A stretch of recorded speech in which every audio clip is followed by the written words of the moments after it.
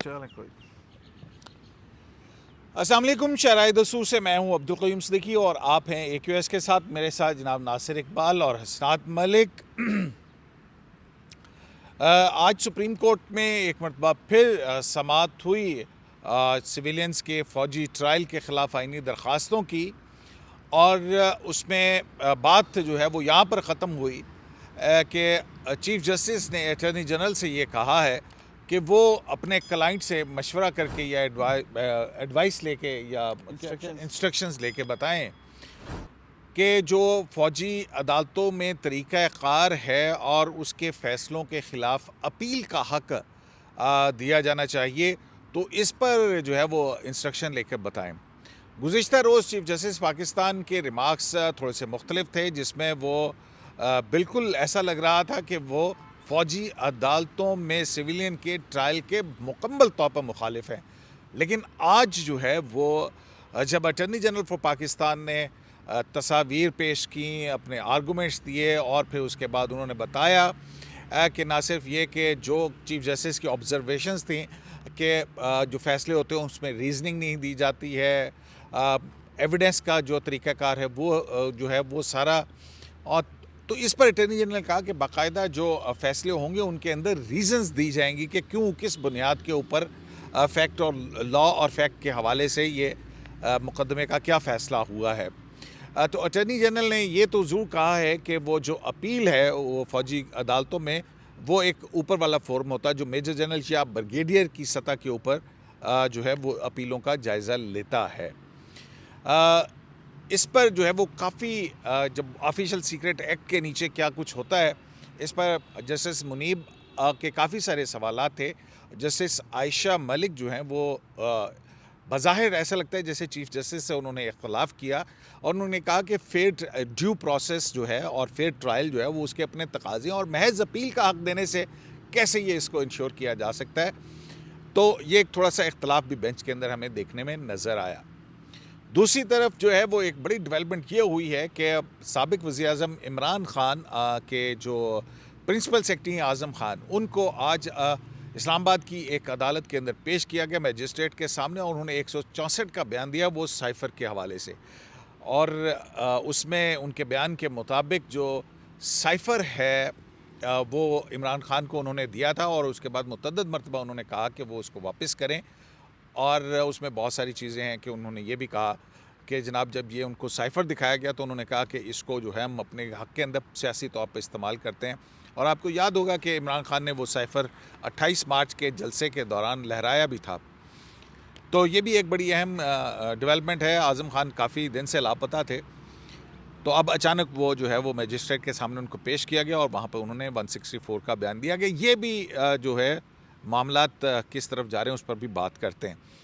तो नाज़िर साहब, आज जो है वो ये क्या चेंज ऑफ हार्ट आया है, क्योंकि कल तो चीफ़ जस्टिस जो हैं बिल्कुल ऐसा लग रहा था कि वो सिविलियन के ट्रायल के बिल्कुल मुखालिफ हैं, लेकिन आज की ऑब्जर्वेशंस जो हैं उनकी बिलखुसूस ये अपील का हक़ देने के हवाले से और इंस्ट्रक्शन लेने के हवाले से, और इसी बुनियाद पर उन्होंने कहा कि हम जुम्मे को इसकी समाअत करेंगे। और एक और भी डेवलपमेंट है नासिर साहब, और वो ये डेवलपमेंट है कि जो प्रैक्टिस एंड प्रोसीजर एक्ट का मुकदमा फ़िक्स किया गया था वो डीलिस्ट कर दिया गया हमारी इतलात के मुताबिक।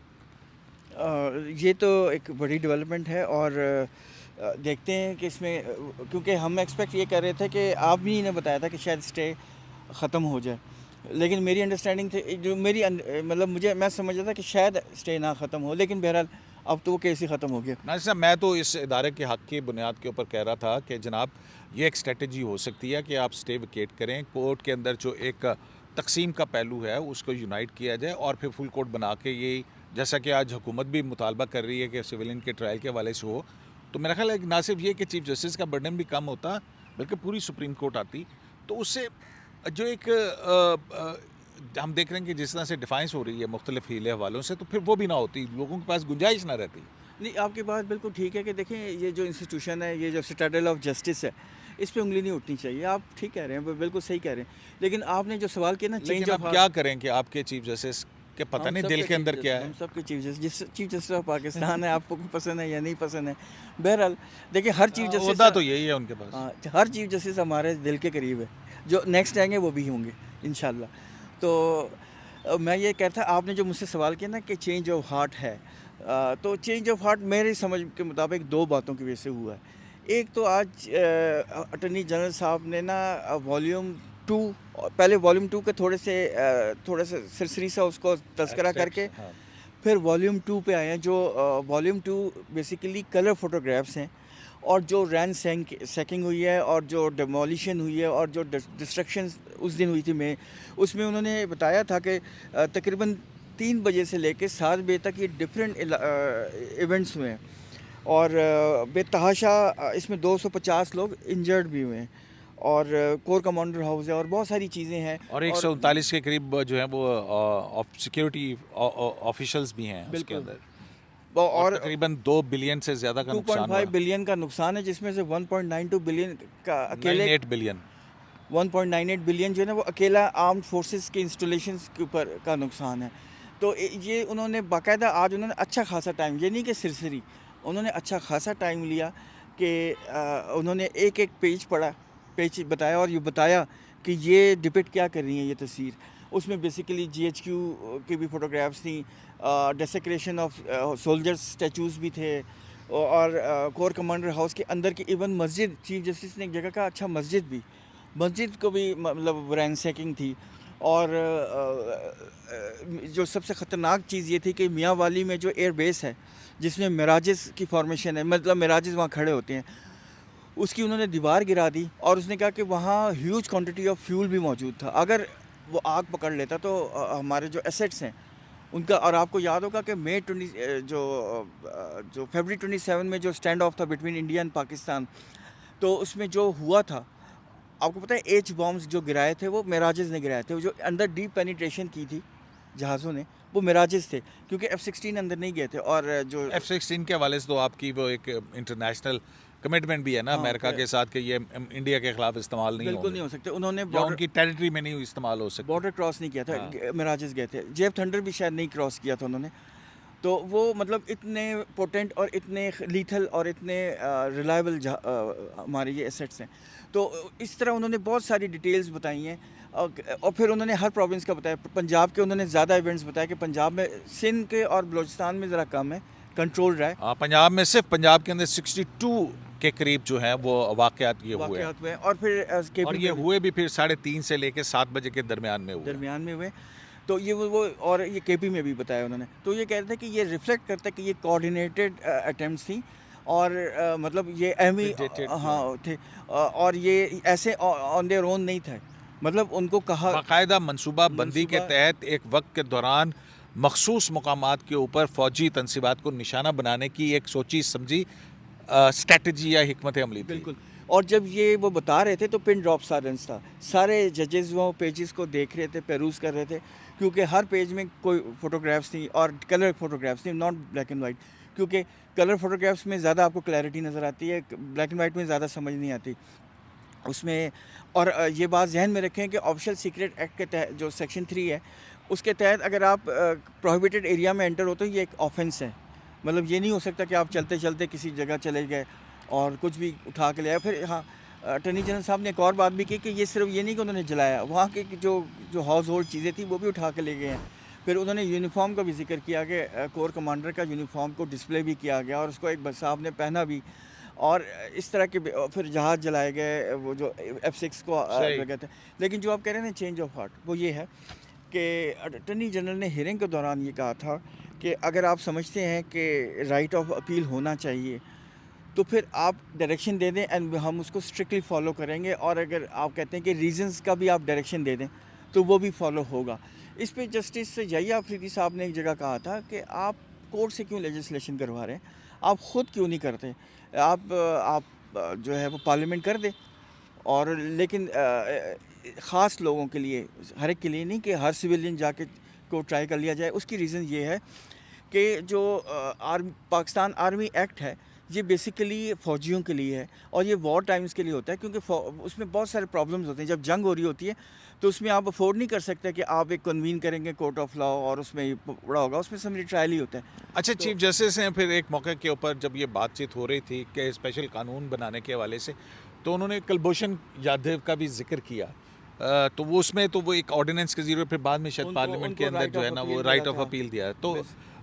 चीफ जस्टिस ये कह रहे हैं कि कुलभूषण की तरह जो 9 मई के पाकिस्तान तहरीक इंसाफ के वो शरपसंद नासिर हैं, उनको भी उसके मुताबिक इसमें अपील असल का हक में दे इसमें दिया। बेसिकली ये है ना कि जो पाकिस्तान आर्मी एक्ट के तहत जो ट्राई होते हैं लोग, उनको राइट ऑफ अपील है, वो उसी इंस्टीट्यूशंस के अंदर है, यानी कि सीनियर लेवल पे कमांडिंग ऑफिसर ही होता है, वो राइट ऑफ अपील होता है, लेकिन वो हाई कोर्ट में उसकी अपील नहीं है। हाँ, मतलब इजाजुल एहसन साहब भी ये कह रहे थे कि जो फैक्ट एंड लॉ के ऊपर जो है वो अपील का हक जो है वो उसी तौर में आता है जो कॉन्स्टिट्यूशनल कोर्ट्स होती हैं। इसका मतलब ये है कि जो आला अदलिया के ज़ेरे मातहत अदालतों के अंदर जो है ना वो अपील का हक लायक जुडिशल है। ऑफिसर मैन करें, हाँ। यानी उसकी प्रिजाइड भी जुडिशल ऑफिसर करें, कोई एग्जीक्यूटिव का मेंबर ना हो। हाँ। वो- लेकिन जस्टिस आयशा मलिक जो है वो कह रही थी कि सिर्फ अपील का हक देने से ही इस तरह से वो पूरा उनका- चीज़ उनका को कहने आप का- कैसे वो उनका कर कहने सकते का हैं। मकसद ये है कि ड्यू प्रोसेस तो आप देख नहीं रहे, क्योंकि ड्यू प्रोसेस में तो ये आपको इख्तलाफ नज़र आया जस्टिस आयशा और चीफ जस्टिस में? मतलब ये एक इंडिपेंडेंट थिंकिंग तो ज़रूर है ना, कि वो ये कह रहे हैं कि अपील देना काफ़ी कैसे हो सकता है। रीज़न बीइंग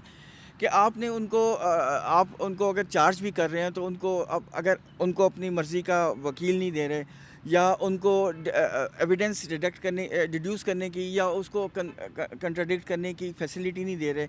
प्रिजाइडिंग जज जो है वो एक ऑफिसर है, आर्मी ऑफिसर है, और समरी ट्रायल है, या बहुत शॉर्ट हियरिंग है, बहुत जल्दी है, तो ये ड्यू प्रोसेस तो नहीं है ना। तो जब ड्यू प्रोसेस नहीं है तो सर को राइट ऑफ अपील देने का फ़ायदा ड्यू क्या है? प्रोसेस है कि 10 साल तक ना मुकदमा नहीं, चले। ड्यू प्रोसेस का मतलब ये होता है कि देखें जान जब बंदे की ली जाती है या उसको सज़ा दी जाती है। नासिर साहब, आज अटर्नी जनरल ने बताया कि इसके अंदर किसी को कैपिटल पनिशमेंट है जो सेक्शन ऑफिशियल सीक्रेट एक्ट के सेक्शन 7 के नीचे इनको चार्ज किया गया ना, हाँ, 2 तो साल है उसमें क्या उन्होंने सजा बताई? मैक्सिमम 2 साल है। हाँ। लेकिन जो एटीसी में अगर ट्राई हुआ तो वो उसके ख़तरनाक है, वो 14 साल भी हो सकती है, और सजाए मौत भी एक जगह में। चलें देखते हैं कि सुप्रीम कोर्ट इस पे क्या करती है। असनाद साहब, आपको कोई चेंज ऑफ हार्ट नज़र आया, या ये मेरी और नासिर साहब की ऐसे ही वो लग रही है? क्योंकि कल की जो रिमार्क्स थे और जो था उसमें तो लग रहा था कि चीफ जस्टिस वाक़तन सिविलियन के कोर्ट मार्शल के जो है ये इस तरह से ट्राई करने के बहुत मुखालिफ हैं, तो अचानक से ये अपील का ऑप्शन दे के क्या कुछ होने की चाह रहा है? नहीं, मेरा ख्याल नहीं है कि वो इस हवाले से कोई चेंज ऑफ हार्ट है। उन्हें अंदाज़ा है कि ये केस बहुत इम्पॉर्टेंट है उनके करियर के हवाले से, और उनकी जो कॉन्स्टिट्यूंसी है वो समझ रही है कि वो डिक्लेयर करें कि सिविलियन का ट्रायल नहीं होना चाहिए, चाहे जो भी हो। एटीसी में उनको उम्र कैद हो जाए, लेकिन मिलिट्री कोर्ट में नहीं होना चाहिए। तो मेरा ख्याल है कि वो उनको अंदाज़ा है कि वो किस तरीके से चीज़ें अपनी मनवाई जा सकती हैं अदालत की तरफ से, कि ताकि इतनी बात मनवा लो और मज़ीद फिर आगे मामला जाएँ। जो बात जैसे आयशा मलिक ने की है, उन्होंने कहा है कि ड्यू प्रोसेस ही पूरे मिलिट्री जस्टिस सिस्टम में मिसिंग है। ड्यू प्रोसेस अगर अपील मिल जाएगी तो अदरवाइज जो होगा मुनीब अख्तर साहब भी ये where कह they रहे हैं कि are, वो जो मिलिट्री जस्टिस सिस्टम है वो सिर्फ मिलिट्री मैन के लिए है। वो कह रहे हैं कि वो जो आर्मी एक्ट है वो सिर्फ फौजियों के लिए बनाया गया है कि वो उसको ट्राई करना है। फिर आयशा मलिक का ये जैसे आयशा मलिक का था कि वो लोग हैं कहाँ ये भी नहीं पता। ड्यू प्रोसेस बार बार उन्होंने कहा मिसिंग है, तो इसका मतलब है वो पूरे सिस्टम से जो मिलिट्री का है उस पर सवाल उठा रहे हैं। ये एक चीफ जस्टिस साहब ने किया है, मामला भेजा है। मेरा नहीं ख्याल कि मामला इधर तक रुकेगा। दूसरी तरफ पटिशनर ने भी बाहर आके कहा कि जी सिर्फ अपील का हक दे दिया तो हम नहीं मानेंगे, और भी आगे तक भी, यानी वो चाहते हैं कि या कानून इत्तेजाज़ एहसन साहब से हमारी बात हुई थी उसमें वो ये नहीं, मेरा नहीं ख्याल कि इतना है। यहाँ अदालत जजेस भी अगर आप कहें कि बाहर से इन्फ्लुएंस नहीं होते हैं इन्फ्लुएंस। उन्होंने अपना रिएक्शन चेक करना है आज की प्रोसीडिंग का, और रिएक्शन के बाद देखिएगा कल जुमे को मैं भी ये बात तो है ना कि चीफ जस्टिस जो है वो आहिस्ता आहिस्ता जो है वो चीज़ों की तरफ जा रहे हैं, वो चीज़ें जो गवर्नमेंट कर रही है। मसलन पहले ये था कि उनको मिलने की मुलाकात की इजाज़त हो जो डेटेन्यू हैं, फिर उनकी मुलाकात हो जाए, फ़ोन पे बातचीत हो, उनको रीडिंग मटेरियल फराहम किया जाए, ये सारा कुछ हुआ। अब उसके बाद फिर उन्होंने ये कल कहा था कि अब ये रीजनिंग होनी चाहिए उन फैसलों के पीछे। आज अटर्नी जनरल वो भी इंश्योर कर दिया। अब फिर उसके बाद अपील का हक जो है वो कहा गया। एक बात बताएं ना, अगर रीज़न है, मेरा एक छोटा सा सवाल है, रीज़न तो एक जुडिशल ऑफिसर लिख सकते हैं ना, एक कमांडिंग ऑफिसर रीज़न कैसे लिखेगा? अगर उसने प्रिजाइड किया तो वो क्या लिखेगा? वो तो लिखेगा, लेकिन वो आर्मी एक्ट के नीचे है तो सीना कि वो उसमें वो लिखते हैं, चीफ ऑफ आर्मी स्टाफ किसी को भी जो है वो प्रिजाइडिंग ऑफिसर मुकर्रर कर सकता है। उसका क्या पता है आपको क्या ऑर्डर होता है? गिल्टी या नॉट गिल्टी। इसके अलावा नहीं होता कुछ उसमें? नहीं, ये वैसे नया है कि कौन लिखेगा, क्या यही फौजी अफसर जो हैं जो कोर्ट को कंडक्ट कर रहे हैं वही जजमेंट लिखेंगे? ये बात है, क्योंकि ये फिर जब अपील में जाएगा तो हर चीज़ देखी जाएगी, एविडेंस एक एक देखा जाएगा। मेरा नहीं ख्याल कि जब जो जजेज़ हैं वो मुतमईन नहीं नज़र आ रहे हैं, उनकी अप्रीहेंशन है मिलिट्री ट्रायल से।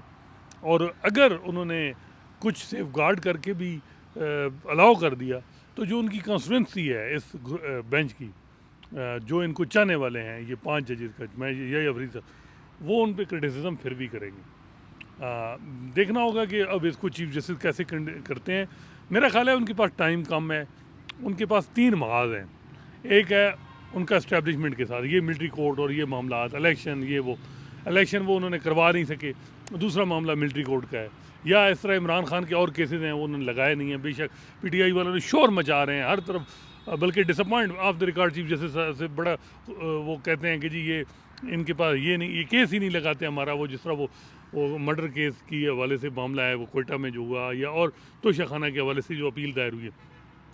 दूसरा फ्रंट है उनका सिविलियन गवर्नमेंट के हवाले से। सिविलियन गवर्नमेंट के हवाले से जो जजमेंट दी थी कि जी 14 मई को इलेक्शन हो, और जो कुछ किया उस हवाले से रिव्यू भी पेंडिंग है, क्या वो उस पर भी लिखेंगे या। और तीसरा उनका विद इन सुप्रीम कोर्ट है, जिस तरह उन्होंने डेटा जारी किया, उनकी सीनियर पुलिस जज से कोल्ड वार तो चलती रही है, और उसका एक एंड पानीपत की लड़ाई अगले महीने होनी है। कुछ इतलात आ रही हैं, कुरेटिव रिव्यू रखा हुआ है, कुछ कार्ड रखे हुए हैं। तो ये 3 फ्रंट हैं, क्या आप चीफ जस्टिस तीनों फ्रंट पे लड़ेंगे, या वो मिलिट्री को इस मामले में करके जी के अपील का हक, और ज़्यादा वो उनका फोकस विद इन जो इंटरनल रिफ्ट है, लड़ाई है, या जो सिविलियन है उधर वो फोकस करेंगे। तो देखें, मैं तो सीधी बात है कि ये सारी चीज़ें जो हैं ये लिंक अप होती हैं। स्ट्रेटजी जजेस अगर कहें, बारगेनिंग नहीं करते, चीज़ों को वो देख के अपने मकासद से नहीं चलते, तो और उनके पास टाइम बड़ा कम है। तो ये मेरा है कि ये 3 इशू हैं with in supreme court, civilian government, Noon league. Influence क्या ड्रॉ कर रहे हैं आप तो इससे? मेरा ख्याल है कि एस्टैब्लिशमेंट को जो मिलिट्री कोर्ट के हवाले से वो कलदम नहीं करेंगे कि जी सिविलियन का ट्रायल नहीं हो मतलब सकता। आप ये कह रहे हैं कि वो ये नहीं कहेंगे कि सिविलियन अगर ट्राई वो नहीं हो सकता, देखें, सिविलियन अगर- ट्राई हो सकता है लेकिन विद सम सर्टेन कंडीशन, ये वो कह रहे अगर हैं। करेंगे तो फिर उनका वो फिर या तो फिर चौथा ऑप्शन ये है कि वो किसी को कुछ नहीं ना कहें, वो with in the supreme court जो लड़ाई है, रिफ्ट चल रही है, उस हवाले से कुरेटिव रिव्यू भी वापस कर दें, कुछ भी ना वो करें। वैसे जैसे अगर देखा जाए तो वो जजमेंट ही नहीं लिखते हैं, तो वो ये मामला भी छोड़ के चले हाँ, जाएंगे। लेकिन ये है कि इसको इनके साथ करके तो सिविलियन और विद इन नासिर सुप्रीम साहब, कोर्ट नासिर लड़ाई। साहब, नहीं, मैं वो एक चीज़ करना चाह रहा था कि आज अटॉर्नी जनरल साहब ने एक चीज़ एम्फसाइज़ किया था कि जो लियाकत हुसैन केस को हम बार बार कर रहे हैं ना, रिपीटेडली साइड कर रहे हैं, और बिसाइड्स डिस्ट्रिक्ट रावलपिंडी बेंच वाला जो 21st अमेंडमेंट वाला है, वो उसमें बेसिकली ऑफेंसेस सिविल नेचर के थे, लेकिन ट्राई मिलिट्री में हुए थे। लेकिन इधर जो है ये सिविलियंस मिलिट्री कोर्ट में ट्राई हो रहे हैं, और ये फॉर द फर्स्ट टाइम इसकी वारिस चैलेंज हो रही हैं। ये वारिस पहले चैलेंज नहीं हुई है। तो और वैसे भी नासिर साहब, अगर इसको ये किया गया इसके हवाले से, तो जाहिर है कि वो जो एक आर्म फोर्सेस का, एक डिसिप्लिन फोर्स का अपना एक जो है, तो वो फिर मामला सारे के सारा गड़बड़ हो सकता है, बहुत ज़्यादा। ये है ना हाँ। कि ये बहुत नाजुक केस है, वो डिस्टर्ब हो जाएगा। क्योंकि आपको पता है, मैं वही आपको बताना चाह रहा था कि ये बेसिकली जो अप्लाई होता है या इन्वोक होता है आर्मी एक्ट, वो आम दिनों में तो नहीं होता ना। ज़्यादातर ये वॉर कोई सिचुएशन हो तो उस वक्त तो फील्ड में ही ये डिसाइड होना होता है। फील्ड जनरल कोर्ट मार्शल वहीं लगती है, वहीं ये डिसाइड होना होता है कि ये गिल्टी है कि नहीं होता। बहरहाल मतलब है कि सिविल लिबर्टीज, वायरिस पे तो जाना फिर होता तो बेंच बड़ा होता। वो जो full चीफ court जस्टिस होता। खुद कहते रहे हाँ। कि कल हम भी- वायरिस में नहीं जा रहे। कल भी कुछ लोग कह रहे थे कि अगर चीफ जस्टिस साहब ये कह देते कि जी जब अटार्नी जनरल ने दरख्वास्त की, वो कहते कि ठीक है मैं एक दफ़ा फिर मुशावरत करता हूँ जस्टिस काजी फाइसा से और जस्टिस सरदार तारिक से, और वो ये आज वो कह देते कि जी मेरी फिर उनसे बात हुई, वो नहीं आना चाह रहे, तो सिचुएशन डिफरेंट होती। जब आप मुशावरत के बगैर बेंच बनाएंगे तो फिर ऐसे ही रिएक्शन आएगा जो आया था। वैसे यार, जब एक जज उग चुका है ना, तो ये मुनासिब नहीं है उसको बार बार आपने पूछना कि नासिर साहब, बाहमी झगड़े इनके जो है ना वो कोई मानी नहीं रखते हैं, या बाहमी एतराज़ात। वो एक देखिए ना, बात ये है कि जज साहिबान जो हैं वो अपने लिए तो नहीं बैठे हुए ना, वो तो आम साइलिन के बुनियादी हकूक़ के तहफ़्फ़ुज़ के लिए बैठे हुए हैं। तो बुनियादी हकूक़ के तहफ़्फ़ुज़ के लिए आवाम का या मेरे और आपके राइट्स जो हैं ना वो इनके लिए प्राइम तो हमारा emphasis है ना, वो होना चाहिए ना। compromises एक तरफ से नहीं सब तरफ से होनी चाहिए ना, ये बात है। कॉम्प्रोमाइज़ की बात ही नहीं है। आपने एक लॉ को जो है ना आउट ऑफ द वे जाके नासिर साहब आपने उसको स्टे किया हुआ है। मतलब ये भी कोई है। अब देखें ना पिछले 14 साल से, अब 14 महीने से 18 महीने से 14 महीने मेरा ख्याल, हाँ, नैब का अमेंडमेंट्स का केस है। तो नहीं है ना, वो पीडीएम की गवर्नमेंट के लोग भाई वो भी तो धड़ाधड़ कानून था ना, नहीं, वो भी कानून था ना, मंसूर- उसमें क्यों नहीं वो स्टे मंसूर किया? अली शाह ने नहीं होने दिया। जस्टिस मंसूर अली शाह ने, तो वो पहले आपको ही पता है कि उनसे उस दिन- स्टे की डिमांड उस दिन थी, 10 रिक्वेस्ट थी। 2 दफ़ा जोर लगाया तो गया। फिर ये जो है कानून के हवाले से दो मुख्तलिफ अप्रोचेस हो, फिर इसके बाद फिर आप जो है वो अगर ये तनकीद का निशाना तो इस बनेंगे तरह के ना। जज होते तो उसको भी स्टे ना होता। वो तो बात ये है कि वो अटॉर्नी जनरल को सुना ही नहीं है, वो सामने खड़े थे, उनको सुने बगैर स्टे दे दिया। अनोखा काम किया, जिस तरह बेंच कम ऑडियो लीक्स वाले में भी यही किया।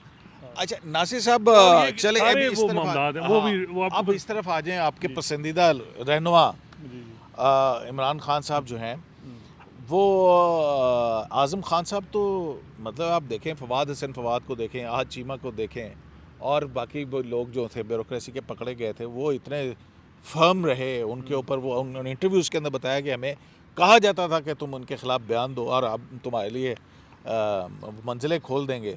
और इमरान खान तो कहते थे कि आज़म खान से बड़ा सच्चा बहादुर और वो नहीं है कोई।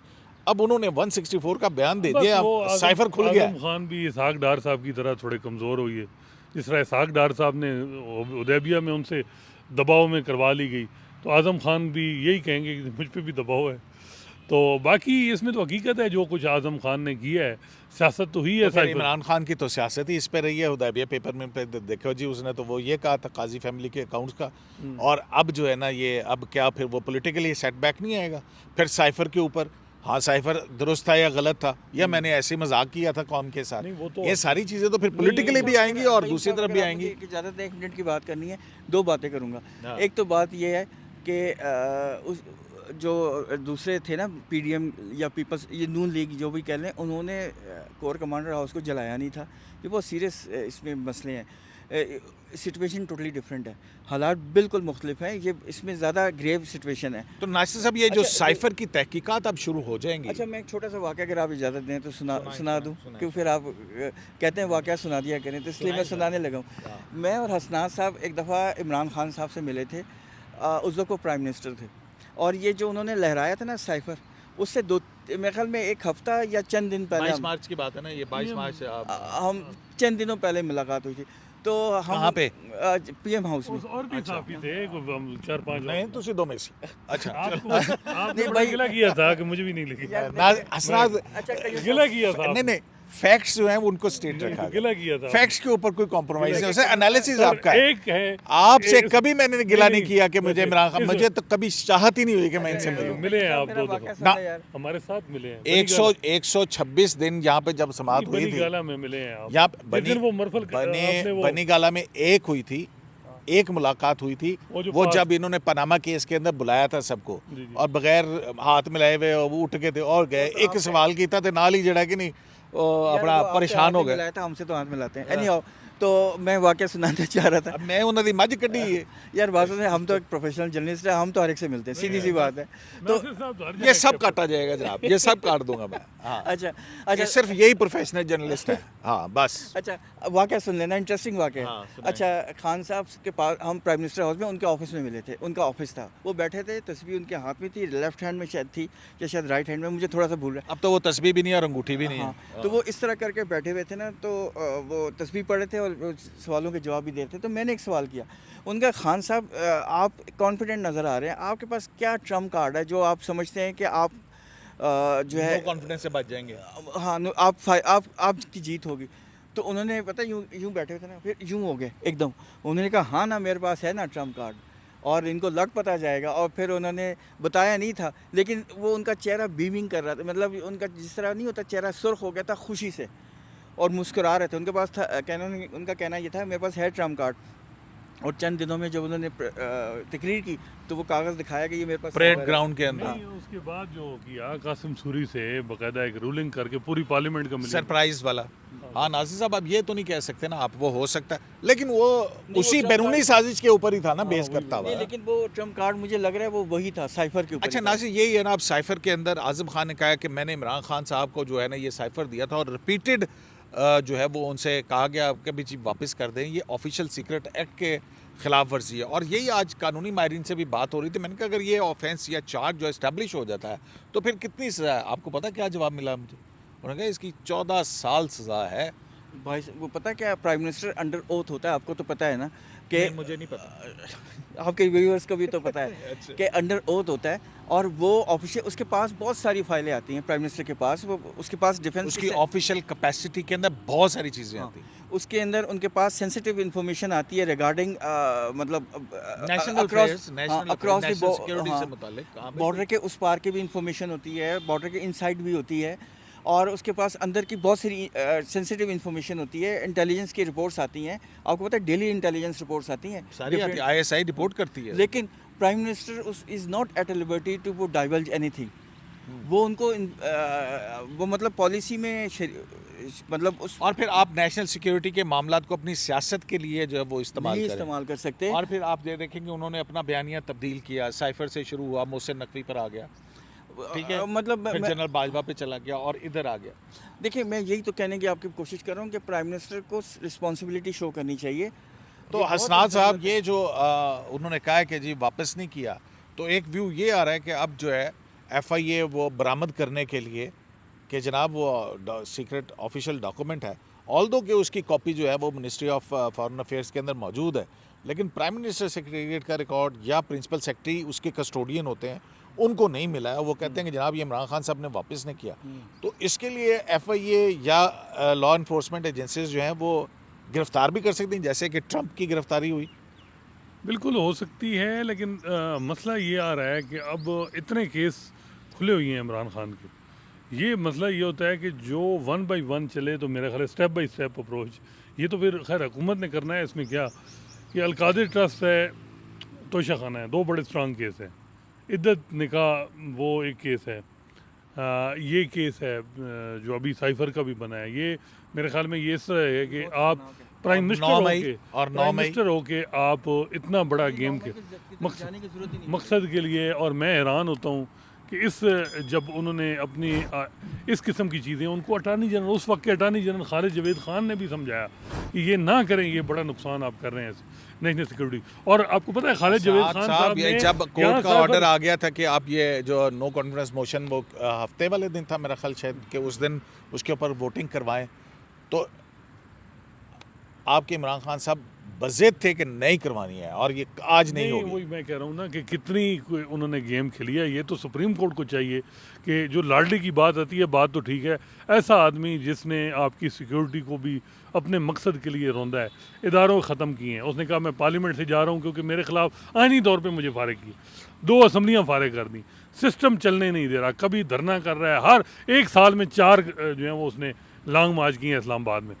साइफर का जहाँ मामला आया, आपको याद है कि बाबर अमान एक्टिव हो गया, उन्होंने कहा जी हम ये साइफर और आप प्रोब करें। खालिद जवेद अटार्नी जनरल उठ के आए, उन्होंने कहा नहीं जी ये नेशनल सिक्योरिटी का इशू है, मैं बात करूंगा। उस वजह से बल्कि इमरान खान नाराज़ हैं खालिद जवेद से, फिर उनका फिर कट ऑफ हो गए। और बाबर अमान ने भी कहा कि सारा नुकसान तो खालिद जवेद ने नहीं, किया। Even the court was not inclined. हाँ, बंदयाल वो साहब की सरप्राइज उनकी में 5 judgment मिनट है। बेंच जो था उसके ऊपर उन्होंने लिखा, जो उसमें कासिम सूरी वाली रूलिंग है, उन्होंने बल्कि उसमें कहा है कि ये नेशनल सिक्योरिटी का इशू, इसमें हम कैसे आ जाएं। इसके अलावा एक पटिशन अजहर सिद्दीक और कुछ लोगों ने की थी, जो जस्टिस काजी फैसल ने अपील इन चैम्बर में रजिस्ट्रार ऑफिस के ऑब्जेक्शन सस्टेन रखे थे कि ये मामला हाँ, बिल्कुल बिल्कुल नाराज हुए थे हाँ। जब अटॉर्नी जनरल साहब ने उनको कोर्ट को रोक दिया था कि साइफर पर जिक्र नहीं करें। ये नेशनल सिक्योरिटी रिलेटेड और फॉरेन पॉलिसी इश्यूज हैं, वो आपका डोमेन ही नहीं है, इख्तियार समाअत ही नहीं है अदालत का। लेकिन इमरान खान साहब मुसलसल के जी इसकी तहकीकात करवाएं, तो अब तो तहकीकात तो हो गई। फिर नासिर और साहब फिर शुरू मैं एक और नाम लिए बगैर एक हल्का सा तस्करा कर दूं, वो फिर आप नाराज़ ना हो जाए। मैं और हसनान साहब एक और जगह भी बैठे हुए थे। असल में हम लोग ना बहुत सी जगहों पे बैठते हैं, तो आपके साथ ही ज़्यादातर बैठते हैं, लेकिन उस दिन आप थे नहीं, आप शायद लाहौर में थे या पता नहीं, आई डोंट नो। बहरहाल हम एक जगह बैठे हुए थे, तो वो पीटीआई के एक साहब थे, लेकिन मैं नाम नहीं लूँगा, बहुत सेंसिटिव इन्फॉर्मेशन है। उन्होंने ये कहा था कि उनको जो साइफर का जिक्र हुआ था ना, उन्होंने उस बंदे को अटैक कर दिया जो पाकिस्तान का फ्रेंड था, डोनाल्ड लू को। तो जनाब बहरहाल जहाँ एक तरफ 9 मई के वाक़यात के हवाले से सिविलियन के ट्रायल की आइनी हैसियत पर सुप्रीम कोर्ट ऑफ पाकिस्तान में बहस मुबाहिसा और जारी है, रोज़ बदलती सूरत हाल है। कभी लगता है कि सिविलियन के ट्रायल के हवाले से अदालत जो है वो इसकी इजाज़त नहीं देगी, लेकिन फिर अगले ही दिन ऐसा लगता है कि कुछ चीज़ें, कुछ पैरामीटर्स वो करके और फिर शायद इजाज़त भी मिल जाए, लेकिन फिर सूरत हाल तब्दील होती है। और इसी तब्दील होती सूरत हाल के अंदर, जैसा हसनाद ने कहा और जैसा नासिर इकबाल साहब ने अपनी मुलाकातों की तफसीलात सामने रखी हैं, तो इसको देखते हुए कि नेशनल सिक्योरिटी के ऊपर एक प्राइम मिनिस्टर का क्या रवैया है, आपके इदारों के हवाले से उसका क्या रवैया है, मुल्क की इकॉनमी के हवाले से कभी IMF को ख़त लिखा जाए हुकूमतों की तरफ से कि हम इसको कंप्लाई विद नहीं करेंगे, इकॉनमी, सिक्योरिटी, नेशनल सिक्योरिटी। डान लीग पर तो वो पीटीआई वाले कह सकते हैं कि डान लीग भी तो हुआ था, तो ये उनके उस पर भी नाराज थी। तो भाई मेरे इमरान खान साहब की हुकूमत आई थी 3.5 डाउन लीग वाला केस भी चला लेते हैं उनके ऊपर। तो ये सारी सूरत हाल है, ये देखते हैं कि किस तरफ जाती है। शराय दस्तूर से अब्दुल करीम सिद्दीकी को AQS लाइव से इजाज़त दीजिए। अल्लाह ने